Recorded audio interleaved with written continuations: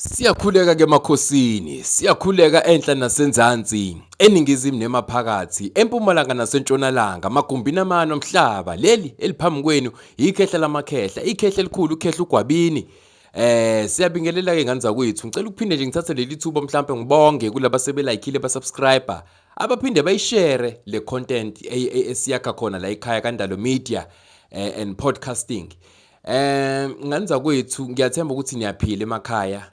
Ngiyathemba ukuthi abasema-res kusaqhubeka kahle esikoleni. Ngiyathemba abasendaweni zokusebenza kuqhubeka kahle emsebenzini yenu.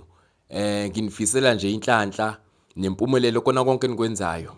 Nganza kwethu ilokhunjana ngike ngihlale ngithole WhatsApp abaningi abahlukahlukene abaphuma kunina ababukeli bendalo media and podcasting. Mhlawumbe becela ukuthi kube khona ama-topic engigxila kuwona. Ngike ngathola la izicelo eseyithanda ukuthi zibe ningi kakhulu. Abantu abathize bafisa ngixoxe ngokuthi ngampela labantu esithi thina siyaba aphiza, labantu esibakhulekelayo ngampela ikhona yini into afterlife. Uma siphuma kule mpilo esikuyona, siphuma emzimbeni yethu, kukhona yini okungale okuhlalele njengoba thina sibuye sihlabe, sibuye sithemeleze edlozini, sibuye senze lokho nalokho okukhombisa ukuthi siyaba acknowledge as abantu abasaphila, abantu abasemunye nathi abantu abangasekho. Angithi ngase ngiyahlala phansi ngiyacabanga ngani zakwethu ukuthi konje le topic, how can I tackle it in such a way that even le genge esindisiwe, even le genge ethi sindisiwe izokwazi ukuthi mayibuka le content ingasheshi ibe judgmental, kodwa ibuke umuntu ayilalele, agcine ilalela ivideo iziphele, ngoba kukhona kuningi esifundisana kona, esicijisana kona kule channel. Ngase sengicabanga, ngaze ngafinyelela ekuthenini awuthi ngeke ngizorelate istory, istory esijule kakhulu esikonfirmayo ukuthi yes, there is life after death. There is life after death. Kushintsha nje iform yaleyo mpilo, kepha akekho umuntu okuthiwa ngampela uma eshona sekuphelile ngaye. Ayikazi ibe ikhona into enjalo, ngisho endulo ayikazi ibe khona. So siyayitransition masiphuma emzimbeni, siya transitiona into a spiritual realm. We become spiritual beings. Kahlehle le version yomzimba iyona version eweak kakhulu yethu, iyona version eweak kakhulu yethu, kepha ibalekile ukuthi si-experience this body, sibe nayo le bodily experience, izinto sizenze ka-physical, ukuze si-train ilokhunjana our spiritual aspect, ukuze ukuthi by the time we transition, ukushona, ukudlula komuntu emhlabeni ngokomthetho akuyona into ekufanele ngabe siyayikhalela. Loyo muntu usuke efana njengomuntu ograduateayo eya kwi-version yakhe engcono ayisebenzele esambathe ini umzimba. Kodwa ke asikho ke lapho, sile topic engizama ukuthi ngiqhamuke nayo ngoba ngibonile ukuthi izongisinda mangabe ngiloke izogcina kuba khona ama-arguments amaningi asukumayo mangabe ngizovesela ngenza ivideo nje ngiprove ukuthi yes, there is life after death. Instead ngizosebenzisa i-example, ngizoxoxa i-scenario yento eyenzeka ngampela eqinisekisayo ukuthi ngampela abantu noma esengasekho physically kodwa ngokwespirit umuntu usuke sakhona. So la ngizoxoxa istory nganza kwethu engangasilokhunjwa engasixoxelwa uma mina ke ngikhuliswe intombi yami endala nje, ikhule bisebenza ukusuka kwaye emakhaya, besiphuma emakhaya ke ngokudabuka empendle kwaGomani.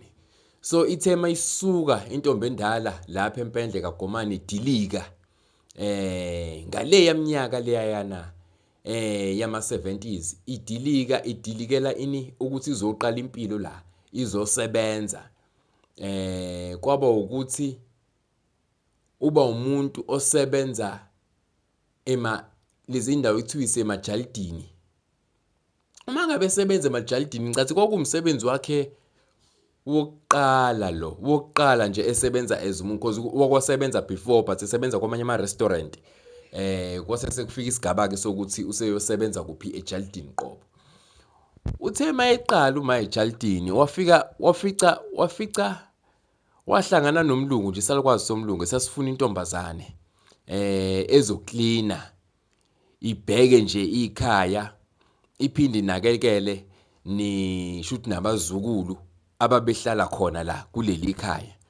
Hayi lo gogo wayehlala kwenye yama-suburb abantu abamhlophe la besikhuluma ngabo kwenye yama-suburbs akhona la eMaritzburg.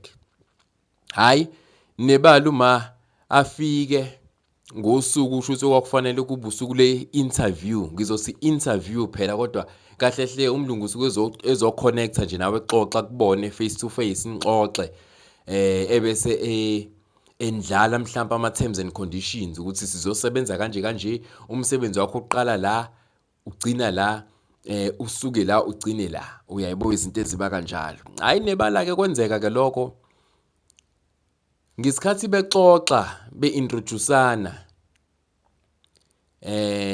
lesi salikwazi somlungu ngokubukeka kwaso sasinokuba jumpy nyana. Uyambona umuntu omeyizo abe nalokho engathi ufuna ukutatazela kuthizeni umuntu ongathi uyabamba yayeka engathi umuntu nje ufuna athi manje yebo ngiyawuthatha manje umsebenzi asebenze futhi yabo angabuza imibuzo eminingi.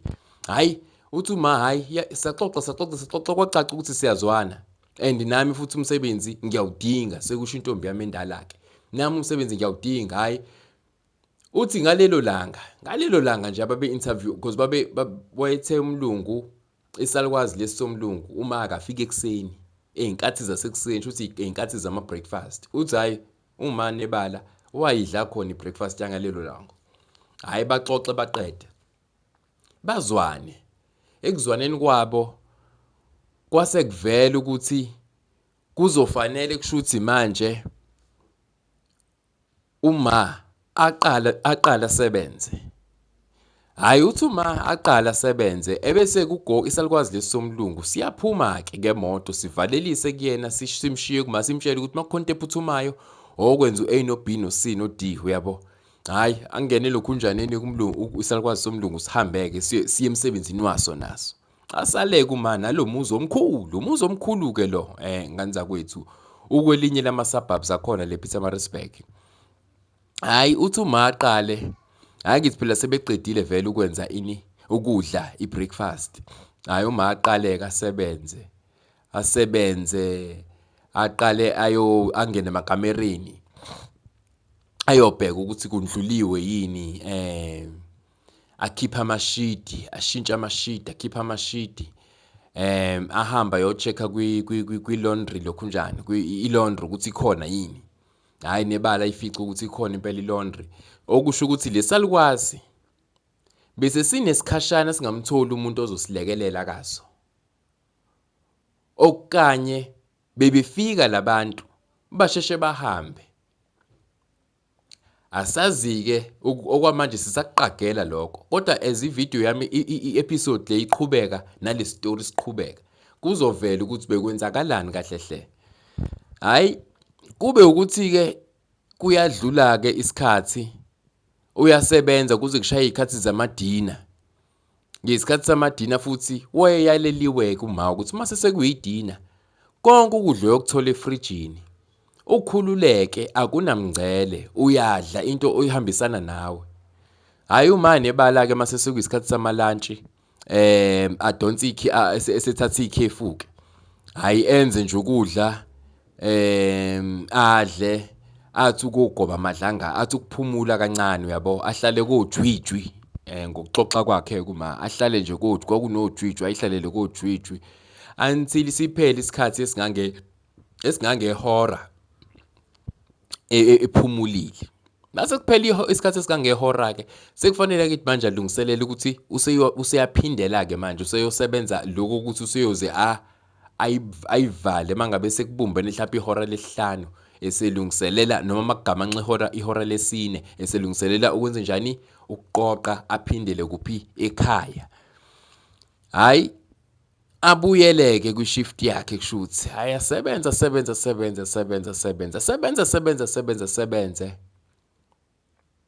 aqede alungiselele ukushintsha ke manje ingubo afreshen up esefreshen up ukuthi useka kuphi usephindele ekhaya. Hayi enze njalo engaka esafreshen up sifike sibuye salukwazi singene simbuza impilo uyaphila usale kahle kuyajwayeleka uyakwazi ukusebenzisa imishini lena yokwasha konke nje ukutholile udlile udleni yini uthanda ukuthi siyistokhe kakhulu oyithandayo ukuyidla mhlambe ozothanda ukuyidla mangabe ula ekhaya usebenza ngaye uma baxoxe lokho baxoxe kungabi nankinga ebese offerisha logogo athi logogo hayi ngoba ngisheshe ngabuya emsebenzini wothi mawuqeda ukulungiselela ukuhamba ngizobe sengikuthatha sengiyokushiya emabhasini ngale yankathi ke bekusasebenza kakhulu ke izigqiki igqiki amabhasi athi lo mlungu athi ugogo lo hayi ngizokulokhuna ngizokuthatha ngiyokubeka lo gibela khona amabhasi aya kuphi ekhaya hayi nebala kugoga freshen up ashintshe abuye kazokwazi isisalukwazi ukuthi hayi sengilungele ukuthi manje ungigodukise ngiyogibela hayi ngempela balokhu nje ke bangena emotweni esalukwazi sasihamba ngemoto le kuthiwa iBeetle ama-Beetle lawa kudala lama model akudala hayi bangene kuleyo Beetle isalukwazi somlungu sishayizuleke manje sebebheke kuphi sebebheke esiteshini lawa ezofika simshiye khona isalukwazi umaye bese thatha lento ke ibhasi ke eya ngasekhaya.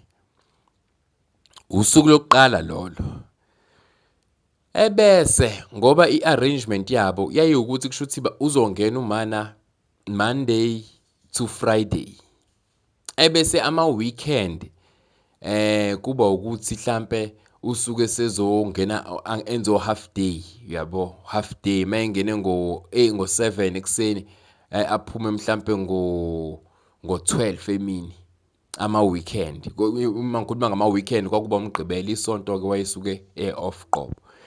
Hayi kuba usuku lesibili ke manje hayi nangosuku lesibili afika uma agibela avuke ekseni nje alungiselele ekhaya ebese yagibela ke yakuphi emsebenzini hayi afika emsebenzini futhi kahle nje amfica umlungu kunjani isalukwazi somlungu sakhona hayi balungise bobabili basalisebedla ke ilokhu njani ibreakfast bobabili ndawonye balidle ke ibreakfast. Yabona ke ngosuku lesibili isalukwazi sesiqala ukuxoxa ukuthi indaba sihlale sodwa indaba singabi nayo emkhwenyane labazukulu ababona la ugogo bahlobene kanjani naso umndeni waso omngakanani uyambona umuntu mangabe enale eseqala iconversation yakhe isiqala ukuthi ithi ukuvuleleka okukhombisa ukuthi kushuthi use-developer sekuqala ukuba khona nale bond yokuthi lo muntu usazokusebenzela kuleli khaya akukhulisele nalabazukulu isikhathi iminyaka eminingi ezayo so avulele sesiqala ukuvuleleka isakwazi sixoxa hayi uthi uma hayi anganaki baxoxe nje phela ebese kuba ukuthini ke bayahlukana ke manje useyemsebenzini isakwazi somlungu uma usiyaqala ukusebenza ke yena la hayi uthi umana ke meqala ke fika emsebenzini into yokuqala eyenziwa mangabe usebenza emakhishini kuyaye kube nje kuyocheck ilokhu njana izitsha kade bedle ngazi izolo ebusuku in fact izitsha abaqala ukuyishiya uma ehamba ntambama ngoba ke kwenziwe njalo izitsha abazoqala ukuyishiya ukuyisebenzisa zingcole bayishiye lapho uma useyoyifica ngakusasa ekseni so ukathi mayifika kumuntu osebenza ekitchen indawo yokuqala ayihlambululayo kuyaye kuba ikhishi ngoba abelungu bangena baphume nominini ekitchen aqaleka ageza izitsha ammophe lana nje asula amakhabethe lawa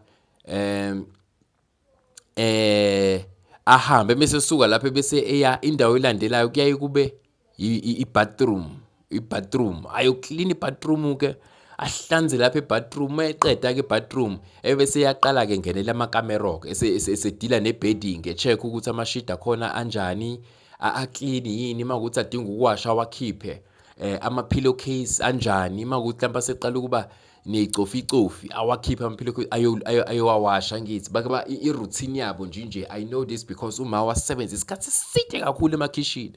And ekhaya bekunale culture yokuxoxa, ekhaya kuyaxoxwa. Ugogo wami ngihlampe ezinye izinto angifundisa zona enganakile ukuxoxa. Ugogo uma wami ubazi inganekwane, inqwaba yenganekwane, aziphica-phico, inqwaba yiphica-phico. Umuntu oxoxayo sikwazi ukuhlala naye sixoxe, yabo, sixoxe. Into angifundisa nje yona, ngazi ngabona sekukudala sengikhulile ukuthi cishe lento ngayihabula kuma mhlawumbe yokwazi ukugcina sengixoxa, sengumuntu okhululekile nokuxoxa ngoba ngayifunda kuyena leyo nto. Hhayi ke afisale kuma sekuwusuku lwesibili, hhayi enze njalo-ke, akline.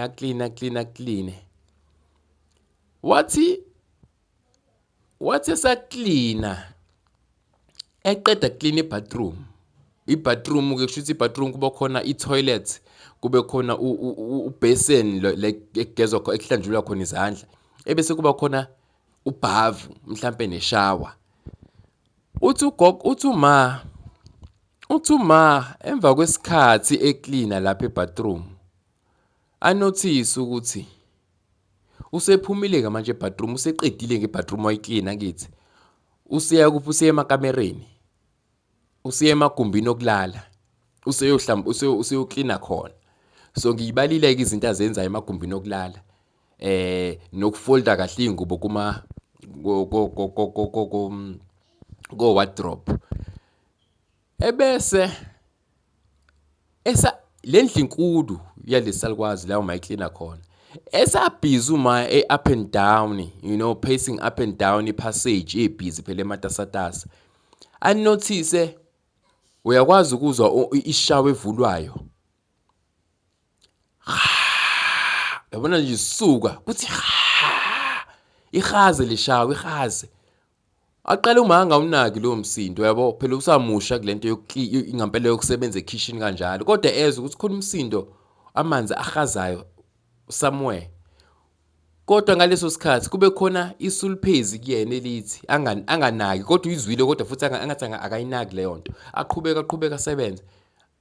Iphinde ibuye futhi ingqondo ukuthi hayibo, uzwe ngathi khona amanzi ahazayo.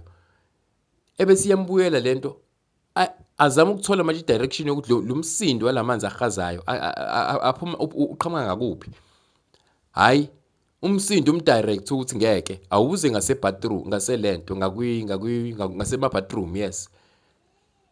Uma efika kwi-bathroom, umnyango uvulekile gengelezi, bewushiye vele uvulekile gengelezi ukuze kushaye umoya. Afika athola ukuthi ishawa ivuliwe, kodwa mayivuliwe ishawa, isivalo lesi esisilayidayo sivaliwe, okukhombisa ukuthi sengathi umungazi bungalindele ukuthi kukhona umuntu ogezayo lapho, kodwa akukho muntu, kodwa leso sivalo ekubeni yena weshiye sivulile. Uthi uma hayi angayithathi inothisi leyo, angayithathi inothisi, asuke la avale lamanzi, awavale. Uthi lamanzi nje bevuleka amanzi ashisa kuphela. Nizokhumbula ingane zakwethu ukuthi esilungwini isikhathi esiningi abanalo into eyenziwa yithina abantu yokubuye sehlisa sicisha amagiza, si-onise mangabe mhlambe 30 minutes before sidinga ukuyisebenzisa. Ebelungwini nje ihlala i-on nje ngaso sonke isikhathi. So amanzi ashisa, makuthiwa amanzi ayashisa, asuke eshiso kwangampela, usukwazi ukwakhongozela kanje wenza itiye amanzi ebathroom. So afika uma aqala strugglishe ukufaka isandla acishe la, ngoba manje lamanzi ayabila, ayashisa. Uthi-ke wagcine kwazile ukuthi alokhu nje-ke avale, aswitche off lokhu njani umpompi, ebese-ke amanzi ayavaleka. Aqhubeke nokuklina, kube into angayinaka, aqhubeke aklina nje konjwayelo kuze kufike isikhathi sani ikhefu-ke leli le-lunch. Hhayi, makufika i-lunch futhi ahlale phansi azenzele ukudla, ukhumbule ukuthi bamnikezile yonke i-freedom ekuthenini ekhishini udla noma yini ekhona. Hhayi, adle, enze nje ukudla nje okwakuthi umchaza ngaleso sikhathi, adle, ebese phinda futhi ayoyihlalela kujwijwi.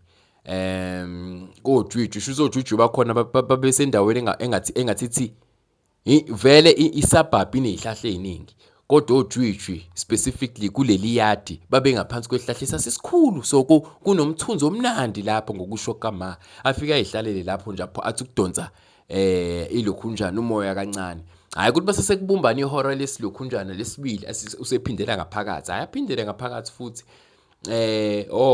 aqala yothula izinto ayekade ezinekile so bekunale nkolelo ke bayazi abazali babo bake basebenza emakhishini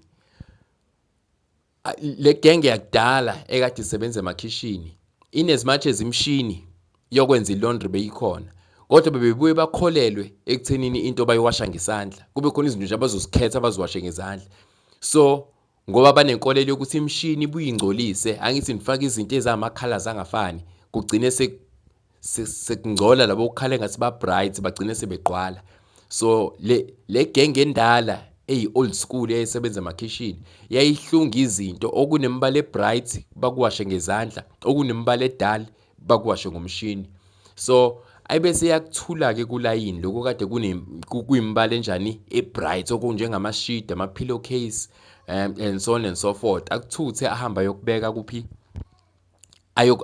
ayina ke manje ngoba phela izinto ziya-ayinwe esilungwini uya-ayina ama-pillowcase uya-ayina ama-sheet before wafaka embhedeni uthi ngesikhathi ebhizi ayina uma ebhizi ayina inanto esengikhohlwa ukuyibalula ngesikhathi ephuma elantshini angithi ulantshi yakhe usuke ezenzele ezitsheni ephuza netiye ulikhonzile ke itiye uma esebuye elantshini lezi izitsha kade edla ngazo wayithatha wayibeka phezulu kwasinki njengomuntu ozogcina ngazo kuyigeza awuthi ayina lezi zinto aqeda kuyithula eminyango ebesefaka ilinen alungisa ilinen kulama bedroom lawo esafaka amalinen elungisa ilinen kuma bedroom umsindo again wamanzi kodwa ke this time akusewona amanzi kuphela sekuamanzi nobgoqogoqo as if umsindo wawu consistent with ukuwashwa kwezitsha ubgoqogoqo babukhona kwakubgoqogoqo nawe okubuzwe ekhaya uma ngabe sekukhona umuntu onjani odecide ukuthi ageze izitsha ebese uma yamwarisha ke le athi ngoba ngingedwa nje la kungenzeka yini kuba sekufike mhlambe isalukwazi sakulomuzi besingakangitsheli kodwa ukuthi sesifikile again kuphinde kube khona into eyisuluphezi kuyena ayizwe into kodwa futhi anga-act kuyona ukuthi mhlawumbe ayocheck angathi kungamfikeli aqhubeka nalelineni ebese umsindo uya ngokwehla uyabo uye ngokwehla uma ngabuya ngokwehla lo msindo uma ulindele ukuthi at any point kuzoqhamuka lesalukwazi salomlungu la mhlawumbe sesithi hayi kade ngifikile la ubungangizwa yini uyabo into ekanjalo uma uyaqhubeka ufaka ilineni ngesikhathi eya ngokubona ukuthi kuhamba isikhathi akekho umuntu oqhamuka kumina ekubeni khona umsindo kanje enguzwile ebese kungathi ingqondo futhi iyabuya engathi liyasuka lelifu ebese funa ukuyolokhunja ukuyo-investigator isource yalomsindo ukuthi ngempela kwenzakalani hayi ngempela asuke ahambe aye ekhishini mayefika ekhishini lezitsha kade ezibekile ezingcolile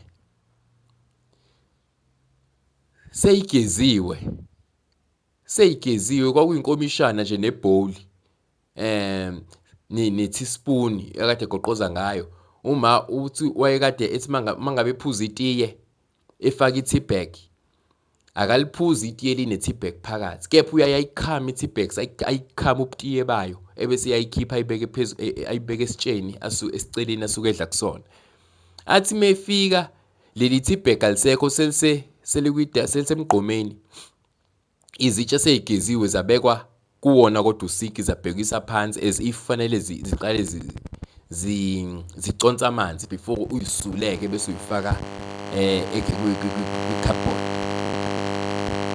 ayi lena ke uma athi ayi iqale imenze angabi settled manje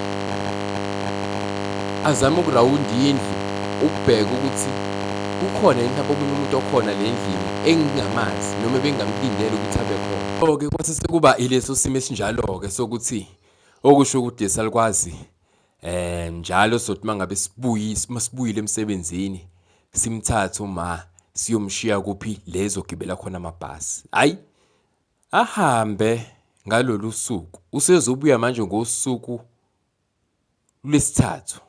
Ngosuku lwesithathu-ke nganza kwethu into eyenzeka ngosuku lwesithathu. Into uma ayoyikhohlwa mhlazane ngempela kuthiwa udlulile emhlabeni ngoba ngosuku lwesithathu uthi uma wafika ekseni wafica isalikwazi lesi singakaphumi. Hayi badla breakfast ebese ke siyamtshela. So bayazi-ke abanabazali abake basebenza emakhishini.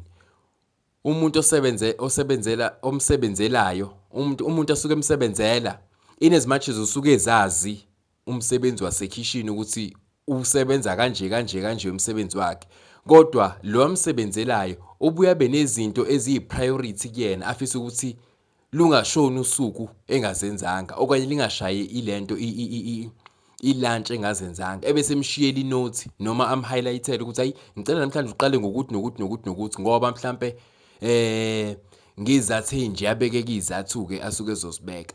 Uthi ngalelo suku lesithathu kuma efike ekhona emsebenzini, hayi baqeda ukudla breakfast kuba isikhathi sokuthi-ke manje useyahamba kumlungu njengenjwayelo. Hayi aphume kahambe-ke isalikwazi somlungu semsebenzini asale kuma uqale kumsebenzi wala. Uthi ngalolu suku lesithathu usuku lesithathu njalo lesikhuluma ngalo olesine noma lesithathu I stand to be olesine noma lesithathu. Uthi uma ngabe singezulibala obviously lolu lwe-interview ukusho ukuthi usuku lesine, kushuthi manje uyaqala uma uyasebenza aqala ekhishini njengenjwayelo.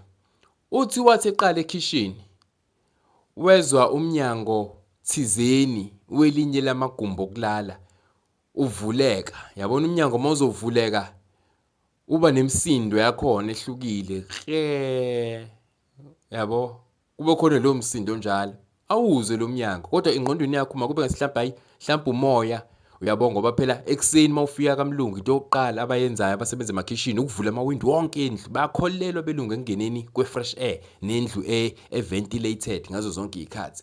So ayitshela uma mhlawumbe kungena umoya emawindini indlela thizeni, hayi aqhubeka lokho eshikizela ehlenyuka esebenza. Uthi wathi edlule passage wanotice ukuthi zonke izingubo akade ezifoldile ngayizolo ezifake wayipheka kahle kwi-wardrobe zidonselwe phansi zadaxazwa phansi. Hayi uthi lapho wathi ebona leyo nto waba nalento esiyibiza phecelezi nge-chicken skin. Wathi nje same time ngaba i-chicken skin kwakhombisa ukuthi la kule ndla kuyona clearly she's not the only one owayelapho kuleyo ndlu. There was another present, a sinister presence.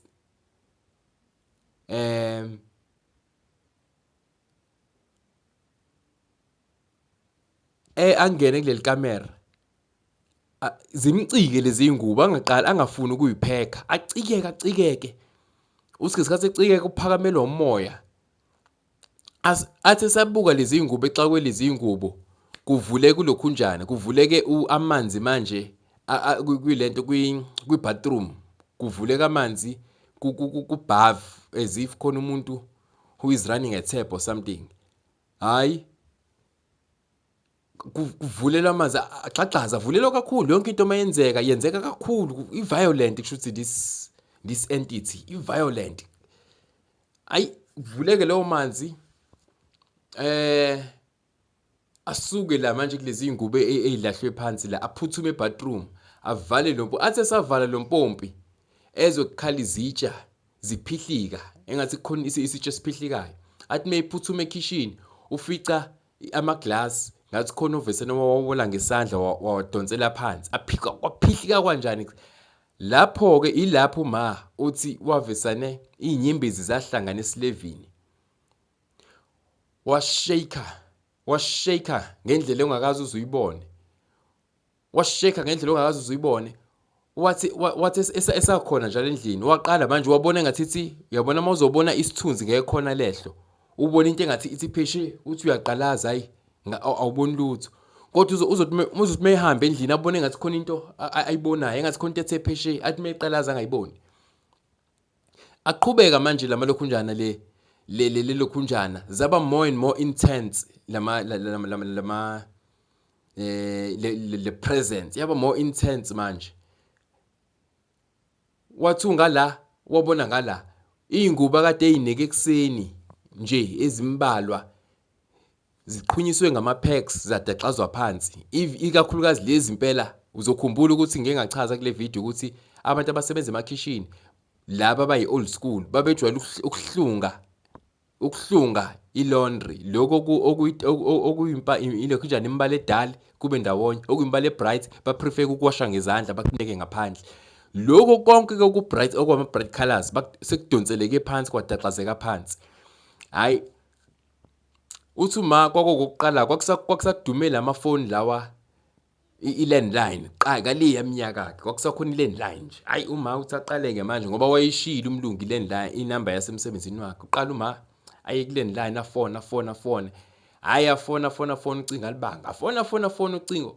Uthi wafona okokuqala washo ukuthi usibona kwaSibanibani ucela bamxhumanise nobanibani olapho. Okusho ukuthi lokhu mawakubona emva kwesikhathi ukuthi kusho ukuthi bamtshela ukuthi igeli lakho selifonile cishe ihlandla ezimbili noma ezintathu likufuna. Shuthi waseseyaba informal ukuthi ningabe nisambamba makufona yena. Okanye lizibenje ucingo ngizoze ngimbone mase sengiphumile. Okusho ukuthi lesalukwazi khona sesikusola ngalesi sikhathi. Hayi uthi kwanzima phela ngimtholi lo muntu manje. Waqoma ukuphuma ke manje endlini. Waqoma nje ukuphuma wayohlala kuphi kulo jwijwi lo abedamane ezihlalela khona meqeda ukudla sashawa umoya. Ahlale kulo jwijwi uthi walinda kulo jwijwi kwazi kwaba kushaya izikhathi zantambama. Lo mlungu lo gogo ngekhathi ajwayele ukuthi abuye ngazo esezothatha uMayo umshiye lento akabuyanga ngaleso sikhathi ngalelo langa. Kepha wabuya uMayo eseze wayihambela. Hayi okusho ukuthi uma afike ekhaya ke kwabiloko ukuthi ube naleyo experience ngalelo langa. Ngakusasa avuka phela usefuna ukuqoqa zonke izinto zakhe aphinda azise usalukwazi ukuthi hayi ngeke akakhona ukuqhubeka la khona into angayiqondi kahle. Hayi wafika ekseni nje impela ngekhathi ekseni. Esahamba eqeda kudilika estopini samabhasi sebewokhela ukuthi nene baya kuphi baye emajalidini abo. So bake babe baningi omama abasebenza emajalidini bahambe ngamaqembu uyabona ngokuzwana kwabo. Ngesikhathi besahamba ahlangane nabanye bambuza ukuthi hawu uwena leli gele elisha ekuthiwa lisebenza kaSibanibani kanamba bani bajwayele ukubizwa ngama number ngama-house numbers imusic bayibiza ngama-house numbers kakhulukazi. Athi hayi mina impela bengizola thiwa ha hayi usudonsile bo axakeke ukuthi hawu kusho omunye uanti ahamba nabo la athi hayi cha usudonsile wena usuyoqeda isonto angakunaki lokho yabo. Hayi baqhubeka xoxa kuze kufike isikhathi sokuthi uyajika kuyangena kule house numbers ekuyona. Hayi mayifika hayi ngempela nebala nasesalukwazi somlungu sakhona. Hayi umafika izeke ukuthi ayizolo ngibe ne-experience ebhedayo kanje. Angiqondi kwenzakalani, angifuni futhi ukwazi ukuthi kwenzakalani. Kodwa njengomuntu omnyama mina ngizosho ukuthi ngeke ngikwazi ukuqhubeka ngisebenze endaweni nje ngoba lezi zinto thina abantu abamnyama siyazazi ukuthi zisho ukuthini ziyini. Hayi umlungu kube isalukwazi somlungu kube lesithola khona ithuba ke lokuthi sibhoboke kuyena simtshele ukuthi hayi nginenkinga la. Kukhona igele engangiliqashile la ngisebenzela iminyaka lisebenza la ekhaya. Kwazi kwafika isikhathi sokuthi leli igele lificwa ukugula. Yabona ukugula lokho amahlala khona lokho nje ukukhona. Kodwa kwahamba isikhathi kwazi kwaba ngoba lelo gele kuthiwa lalihlala ngaphakathi. Bazokhumbula ke abanabazali abake basebenza emakhishini khona i-option yokuthi umuntu osebenza ekitchen ahlale khona futhi lapho. Kwesinye isikhathi azahambe nezingane zakhe ayohlala nazo khona ebese abelungu bayithatha bayifundisa ezikoleni zabelungu mawube nenhlanhla. Igeli lesalikwazi sithi ngahlala negeli iminyaka isikhathi eside labanjwa ukugula lihlala la vele. Kwaze kwafika isikhathi sokuthi leli geli ngosuku oluthize shuthi emini laphunyelwa umphefumulo lilapha emsebenzini walo. Shuthi akalandekanga ngosiko lakhona. Bakwabakude ngicathi kwakwabako Eastern Cape, mina ngikhuluma ngendawo ese KZN. Igeke kwakwelabo kwakwela liko Eastern Cape. Hayi ke uma wasizwa ke istory sinjalo kwayikona ukuthi hayi noma ngabe istory sinjanjani kodwa ngeke ngisakwazi ukuqhubeka ngisebenze la. Hayi ke isalikwazi shuthi kwacaca ukuthi sisazofuna futhi omunye umuntu ngoba nakuyena uma sesingixoxa sithi hey sebengene abantu bashintsha sengwashintsha ngazi kangaki amagele bahlala 2 days 1 day umuntu angabe sabuya athi wena nje bese ngijabula nje bese kuyophela isonto ukhona ukuthi hawu kushuthi lelo khunjani intensity yalelo khunjana isiya ngokudamba kanti akunjalo. So lesi story ngithe ukuthi ngishareke nani nganza kwethu ngiphendula lo yambuzo ekade ngubuzwa ku WhatsApp line ukuthi ngampela is there life after death? Is there such thing as life after death? Indeed, there is life after death. Nasi story siyakuprova lokho ukuthi umuntu noma esedlulile emhlabeni izinto ayekhonzile ezazisa ebambelele kuzona uyasalela kuzona uyazikhumbula uyazazi lezo zinto uyazilwela lezo zinto. So usuyabona ukuthi why justified ukuthi sibakhumbule abadala bethu ngendlela esibakhumbula ngazo ngemicimbi esibakhumbula ngayo nangama rituals esibakhumbula ngayo. It's because sikhuluma ngento enjani, into ekhona, into ephilayo, into ngeke uze uyidispute. Uyathanda uthanda uma udecide ukuthi uyidispute leyo nto ukuthi ayinto engekho okusho ukuthi ngampela usuke umuntu odecide nje ignore i-reality. So nawe ke you can formulate your own conclusions ngalesi story engiqeda ukuthi ngisiconvey kuwena ngoba ngibona ukuthi mangixoxa istory kuzozwakala kangcono nokuthi sigcine sesiqaphisana ukuthi ayikhona yini impilo emva kokushona noma kuyaqhubeka yini umuntu uyaqhubeka yini umuntu aphile emva kokuthi umphefumulo usuphumile emzimbeni. So lesi story lesi ke siyaconfirma ke lokho ukuthi ngampela umuntu uyaqhubeka aphile. Nganza kwesi ngicela like and subscribe and comment. Thank you very much kulabo abaqhubekayo abasilandelayo. Asibambane kwi-episode elandelayo. Episode elandelayo kune special announcement omkhulu Gwabini azosenza. Kune special announcement esizosenza. Ngiyabonga kakhulu ke. This is umkhulu Gwabini.